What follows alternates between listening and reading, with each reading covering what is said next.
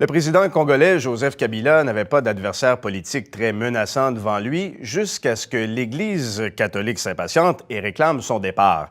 Dans ce pays de 77 millions d'habitants à majorité catholique, l'Église joue un rôle très important, mais politiquement, elle se contentait généralement de jouer les médiateurs, d'apaiser les crises. Alors, pour mieux comprendre l'action de l'Église, nous avons deux invités en studio pour en parler. D'abord, Roger Alfani, qui est docteur en sciences des religions. Il s'intéresse à la dynamique entre religion et politique et particulièrement au rôle socio-politique des églises chrétiennes en République démocratique du Congo. Également, Ignace Ndongala Madoukou, qui est professeur à l'Institut d'études religieuses ici à l'Université de Montréal. Il est co-responsable du groupe des théologies africaines subsahariennes et vous avez publié en 2016 un ouvrage sur la religion et le politique en République démocratique du Congo. Messieurs, bonjour, merci d'être là. Bonjour. Dites-moi d'abord, est-ce que c'est la première fois que l'Église catholique s'implique activement dans des luttes politiques en République démocratique du Congo? Il faut dire que ce n'est pas la première fois. Nous l'avons vu premièrement au 19e siècle avec Léopold II. Nous avons eu une implication de l'Église catholique sous les missionnaires. Nous l'avons vu également aux années 1960, juste quelques années après l'indépendance. Nous l'avons vu également dans les années 1990 et il est assez impliqué au Congo de façon générale. Alors, traditionnellement, qu'est-ce qu'elle faisait, l'Église? Est-ce qu'elle critiquait le pouvoir en place? Est-ce qu'elle jouait un rôle d'opposition? Quel était son rôle, concrètement? Il faut dire qu'il y a différents rôles qu'il va jouer. Premièrement, il y a les rôles moraux. Il se positionne comme une autorité morale au Congo. Et les interactions entre l'État et l'Église vont varier. Parfois, elles vont être des interactions amicales, cordiales, et parfois, ce sera des interactions beaucoup plus musclées, comme on peut les voir actuellement. Parce que le rôle de l'Église catholique au Congo est très important, notamment dans le milieu de l'éducation, je crois. Donc, au-delà de l'éducation, l'Église a joué un rôle de suppléance dans les domaines qui ont été abandonnés par l'État, par exemple l'éducation, la santé, des questions sociales. Et ce rôle l'a amené à s'impliquer davantage dans les campagnes de conscientisation à l'approche des élections, à tel point que l'Église a envoyé des observateurs lors des élections. Mais ce rôle a été plus politique avec les marches dès 1992, les marches organisées par le même comité laïque de coordination. C'est ça. Les marches qu'on a vues récemment et qu'on a vues par le passé sont organisées par des laïcs, mais avec l'assentiment de l'Église. Bon, assentiment de l'Église, il faut nuancer.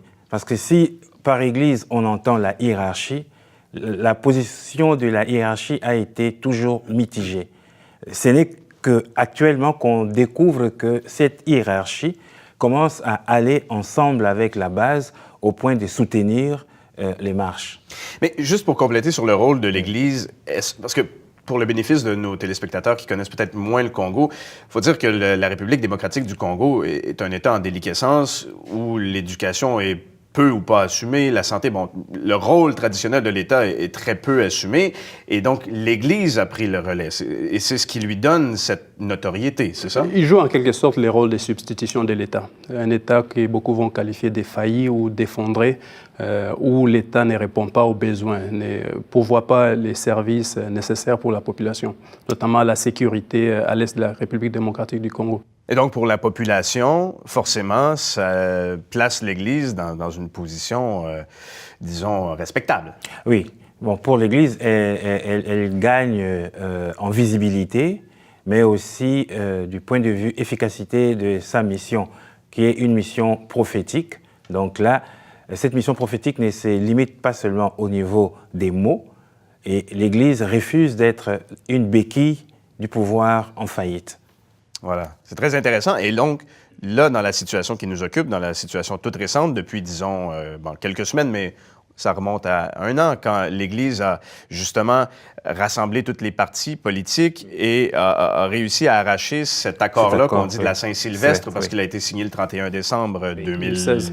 2016, juste avant, il y a un an à peu près, et qui, justement, prévoyait la tenue d'élections parce que le mandat du président Joseph Kabila était terminé, et qui prévoyait le départ de Joseph Kabila. Avec des mesures de décrispation qui n'ont jamais été mises en pratique, par exemple la libération des prisonniers politiques, le retour des politiciens en exil. Donc ces mesures n'ont jamais été appliquées. Alors justement, expliquez-nous qu'est-ce qui fait que l'Église, qui est passée là concrètement de ce rôle de médiateur, aujourd'hui joue un rôle beaucoup plus actif et dit haut et fort que le président doit partir. Il faut dire déjà que la Constitution actuelle, qui est le fruit justement des accords, notamment l'accord de Pretoria de 2003, prévoyait à son article 70 que le président Kabila ne doit plus se représenter. Et à l'article 74, qui demande tout simplement à tous Congolaises et Congolais de barrer les chemins à tous ceux et celles qui voudraient s'imposer par la force. Donc l'Église, par sa mission qui est de jouer un peu le rôle de contrepoids, entre guillemets, s'appelle dans cette scène-là, qui est une composante justement de la société congolaise, où il va jouer le rôle qu'on lui dit politique aujourd'hui.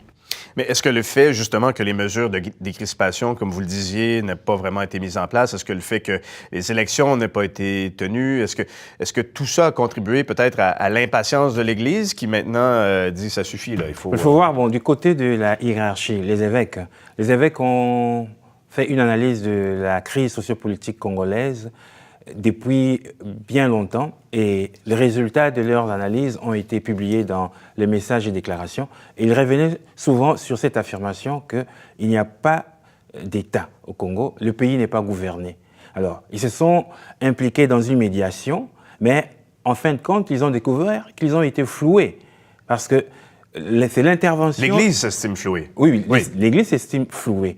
Et les fils de cette Église laïque ont pris le devant pour essayer de rappeler le président Kabila à l'ordre pour qu'il réalise ses engagements et ses promesses. Et devant l'obstination du pouvoir en place de se pérenniser et de ne pas réaliser les engagements pris, les laïcs ont pris la décision de passer aux actions, notamment les marches, qui au début n'ont pas été vraiment soutenues par les évêques, mais aujourd'hui... Après la répression, là, avec la profanation des églises, donc, et puis il y a le Vatican qui accorde aussi un soutien. Alors, justement, c'est intéressant parce que j'allais vous demander, là on parle de l'Église au niveau national, mais forcément, l'Église est aussi une institution très hiérarchisée. Qu'est-ce que dit le Vatican de l'implication de l'Église catholique congolaise dans la politique au Congo? Voilà, il faut retenir une première chose. Les évêques ont été une fois en visite ad limina à Rome, et c'est de Rome qu'ils avaient publié un message qui a été lu dans toutes les églises du Congo, où ils insistaient sur le respect scrupuleux de la loi, de l'article 220 de la Constitution. Donc, ce qui, sous-entendu, ne permettait pas au président Kabila de se représenter. Donc, et c'était à partir de Rome, donc avec le soutien du pape. C'est ça. Alors, les nonces qui étaient à Kinshasa étaient un nonce qui s'est beaucoup impliqué du côté de la hiérarchie catholique et du côté du peuple. Le nonce qui est en quelque sorte l'ambassadeur du Vatican au Congo. Il faut dire que Rome soutient l'action des chrétiens congolais et Rome soutient la prise de position de l'épiscopat congolais. Mais on dit souvent, vous savez, que les États ont beaucoup plus d'intérêts que de principes. Est-ce que le Vatican, lui aussi, a d'autres intérêts dans son action? Il faut dire qu'on l'a vu récemment, justement, les représentants de la majorité présidentielle est revenu sur un accord cadre qui permet justement, d'après ce qu'il disait, à Rome d'interagir avec l'État congolais. Et dans ces rapports-là, selon M. Atundu, il faut différencier ici les rôles justement du nonce apostolique, qui est celui d'apporter un soutien, ou plutôt d'entretenir, d'avoir des relations cordiales avec l'État, et de l'autre côté de soutenir l'Église catholique. Et c'est cet accord-là qui qui, en quelque sorte, beaucoup diront, qui est un enjeu justement sur les rôles de l'Église au Congo. Mais est-ce que vous voyez une autre motivation pour l'Église que celle de pallier les faiblesses d'un État qui ne fait pas son travail? Il faut ici voir que c'est comme si ça pérennisait un peu cet État-là qui est failli, qui se dédouane un peu de son rôle premier qui est de garantir la sécurité de la population. Et inversement, ça garantit le rôle de l'Église dans cette société-là. Exact. Je donnerai un exemple à Goma où j'étais. Les rôles qui est de l'État, de payer les fonctionnaires. Vous voyez justement les fonctionnaires de l'État qui étaient payés par l'Église, ce qui n'est pas justement le rôle premier de l'Église. Est-ce que le fait que le président Joseph Kabila soit, lui, protestant dans un pays majoritaire, enfin, il y a beaucoup de protestants au Congo, mais c'est quand même une majorité catholique, est-ce que ça joue un rôle, selon vous? Ça ne joue pas nécessairement un rôle direct. Selon mes recherches à Goma, où je suis allé faire des recherches de terrain, l'aspect religieux, l'appartenance religieuse est souvent remis au deuxième plan lorsque d'autres aspects identitaires comme l'ethnicité sont mis au devant. On l'a vu justement en 2006 lors du mariage du président Kabila. D'un côté, vous avez eu M.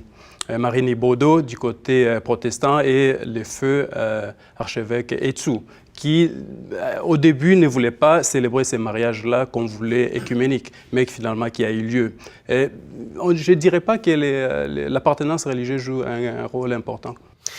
Il nous reste peu de temps, mais deux questions en terminant, M. Madoukou. Est-ce que c'est une situation qui est propre au Congo où on voit une implication aussi importante de l'Église dans d'autres pays? Ou enfin, je dis M. Madoukou, mais vous pouvez répondre. Mais en Afrique, je dois dire que le Congo a une histoire particulière, une histoire religieuse particulière.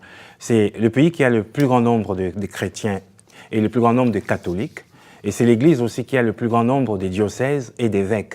Et cette Église a toujours été en avant-garde du point de vue de la pensée théologique et même de la pratique pastorale. Une Église qui Donc, c'est assez particulier au Congo. C'est vraiment particulier. Une dernière question en une phrase, tous les deux.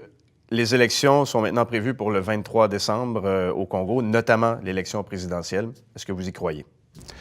C'est difficile de se prononcer à l'avenir. Ce qui est certain, c'est qu'on a vu, c'est la deuxième fois que les élections soient reportées. Est-ce que des éléments sécuritaires ou techniques vont encore reporter les élections? L'avenir nous le dira. Moi, je n'y crois pas. Il n'y aura pas d'élection et il faut une insurrection du peuple pour qu'il y ait un changement. Merci à tous les deux d'avoir été là. Je rappelle nos invités, Roger Alfani, docteur en sciences des religions, et Ignace Ndongala Madoukou, qui est professeur à l'Institut d'études religieuses à l'Université de Montréal. Merci d'avoir été des nôtres. Merci. M. Lévy.